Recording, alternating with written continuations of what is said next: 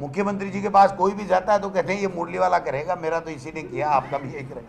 अब मुरली वाला भी कितना करेगा साहब, उसकी मतलब मुरली वाला ही करेगा तो फिर ये इतना बड़ी फौज और ये रोजाना परिवर्तन 2-2 बजे 2:30 बजे बैठ करके सीएमओ से जा रहे हैं, सीएमओ में आ रहे हैं, ये इनको करने की क्या जरूरत है? इनकी क्या जवाबदारी है आप बताइए? ये भी एक एक भगवान की मूर्ति रख लेंगे और कहेंगे ये साहब मुख्यमंत्री जी कह रहे हैं वैसे यही करेगा, तो फिर काम कौन करेगा? भगवान में आस्था अच्छी बात है, सबकी अपनी अपनी आस्था रखनी भी चाहिए, लेकिन काम करना चाहिए, काम का बहाना नहीं ढूंढना चाहिए। सर एक आरसीए में जो है विधायकों के पुत्रों को कोई कमान सौंप रखे 2 साल से चुनाव नहीं हो रहे हैं, पॉलिटिकल एडजस्टमेंट के आरोप लगा रहे हैं। ये भाई साहब क्या है, देखो जो फ्रस्ट्रेटेड लोग हैं उनका एडजस्टमेंट कर रहे हैं, एडजस्टमेंट का नेता पुत्रों मंत्री पुत्रों के एडजस्टमेंट का केंद्र आरसीए बन गया है। ये कह रहे हैं कि साहब वैभव गहलोत जी आरसीए के अध्यक्ष बने, चुनाव से बने थे, ये भी चुनाव करा दें और किसी के भी बेटे को बहू को पत्नी को बना दें, हमें कोई किसी को ऐतराज नहीं है।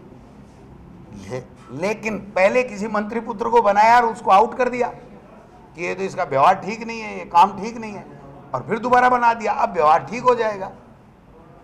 तो सारे के सारे मंत्री पुत्रों को एडजस्ट करना है तो फिर आप चुनाव क्यों नहीं करा रहे हो आरसीए की, ये तो बताओ आप। हमने चुनाव कराया, 5 साल काम किया, ये भी चुनाव करा के किसी को जिताए, ये हमें कोई तकलीफ नहीं है, जो जीते वो काम करे, अपनी कमेटी बनाए चुनाव के द्वारा।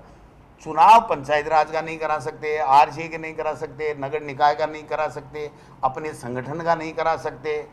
चुनाव से तो इनको इतनी नफरत है, उस चुनाव से ही जीत करके आए हैं, तभी तो सत्ता मिली है, और उसी से नफरत कर रहे हैं। अध्यक्ष जी, भजनलाल सरकार ने एक और फैसला लिया है कि अब रात्रि में 123 ऐसे शहर है जहाँ पर नाइट बार रेस्टोरेंट ये खुलेंगे, क्या कुछ कहना चाहिए? भाई के बताऊँ भजनलाल जेड़ो भी काम टेढ़ो हो, सुलटो काम करना ही कोनी, उल्टा ही करना है। 2 घंटे का समय और बढ़ा दिया, आपको बता दूं, 8 बजे तक दारू मिलती थी, अब 11 बजे तक दारू ले धाप धाप के, यही कर सकते हैं और क्या कर सकते हैं।